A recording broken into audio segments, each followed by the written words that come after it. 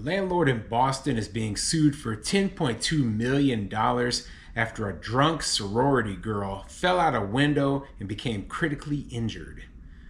I'm Tony, and this is Real Estate Investing and Landlord News. Alright, so I have an interesting article for you today, and it's coming out of Boston, Massachusetts, and it has to do with this drunken sorority girl who fell out of a window. And I don't know how bad her injuries were, but sounds like she either broke her back or broke her neck or smashed her head upon falling. And now she's suing. She's suing not just the sorority, but also the landlord. Because you know what? People don't want to take personal responsibility for their actions. So yeah, I realize that it is an awful situation when a person, suffers a catastrophic injury like this, especially one where you could have to have lifelong care. However, where's the responsibility, the personal responsibility of the person who is doing the action? Okay, if I hop onto a motorcycle and then I decide, well, I am going to drive 100 miles per hour, and then I'm involved in a crash, and then I, break my neck and I am quadriplegic for the rest of my life, well, that is my fault. Okay, it is my fault that happened. I didn't want it to happen. It's a horrible, terrible accident, but that's the truth. I can't sue the manufacturer or the motorcycle company because they didn't tell me to go out and do something silly like that. I can't say, oh, you know what, the car that I hit, it's their fault. They shouldn't have been in front of me. No, because it's my fault. And that's the problem I have with this story, okay? I'm not saying that nobody was at fault, but from the sound of the story, it sounds like, okay, this is something from a personal issue where this lady, she was being negligent and suffered a terrible accident. Now, we'll have to wait and see if, maybe there was some issue that occurred that makes this more the responsibility of the landlord or of the sorority. I don't know. Okay, there is a possibility, but from the sounds of the article so far, that's not what happened. So before I get into the article, go ahead, hit the like, subscribe button, maybe leave a comment down below and let me know what you think. So, do you believe, okay, and I'll have to go through the whole story, right? But do you believe that a person who suffers a catastrophic accident while intoxicated, do you believe that, hey, is this the fault of the person themselves or the fault of other factors? Okay, and I've thought about this a lot, especially when people are drunk or high, and something happens to them. A lot of that responsibility now falls on them.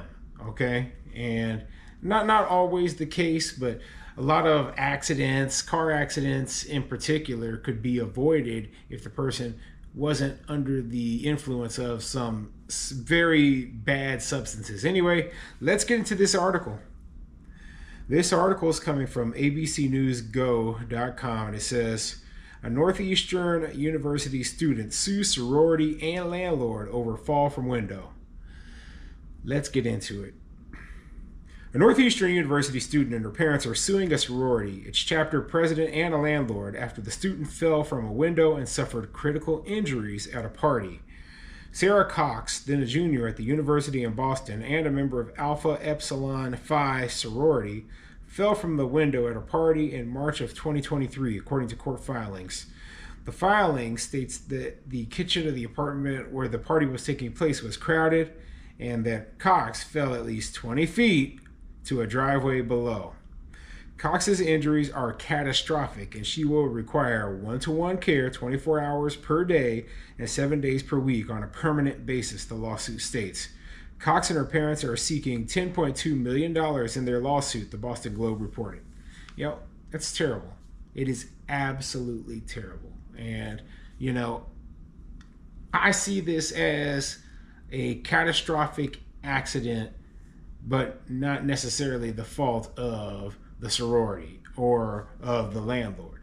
So if, let me say, if the landlord, for example, she fell from a window apparently, right? And if the landlord, you know, like if she just had leaned on it and it collapsed because the landlord wasn't doing appropriate maintenance to the property, well, then yeah, that could definitely be a reason why the landlord might get blamed, okay? So yeah, if there was some kind of structural collapse or some kind of safety issue like a railing that wasn't there that should have been there, then yeah, I could see them saying, okay, well, the landlord does face some liability for this accident taking place regardless of the fact that she was drunk. Or if the sorority members were literally forcing alcohol into her throat to the point where she was so intoxicated beyond her own control. Now, do I think that's what happened? No. No, I don't think that's what happened at all. Okay, what I think happened is she drank an excessive amount of alcohol, possibly used some sort of party drugs as well. This was a party after all, right? And then was doing something that was beyond the scope of what we would consider to be safe, normal activity, ended up falling, becoming critically injured, fortunately not dying, okay? And then now she's saying, oh, well, this is someone else's fault. This is the landlord's fault. This is the sorority's fault. This is the other people at the party's fault. No, they shouldn't have been, cheering her on, And yeah, whatever, okay?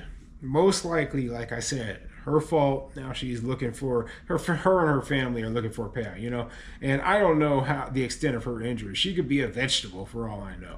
Okay, and I'm not trying to laugh at her or anything. I am saying, though, that personal responsibility first. The lawsuit, which was filed in Massachusetts court in March, says the defendants were negligent by not taking steps to prevent the fall and injuries. The landlord failed to stop tenants from granting access to too many people at one time, and the sorority chapter president should have known that alcohol was being consumed at the party, and that could create unsafe conditions, court papers state.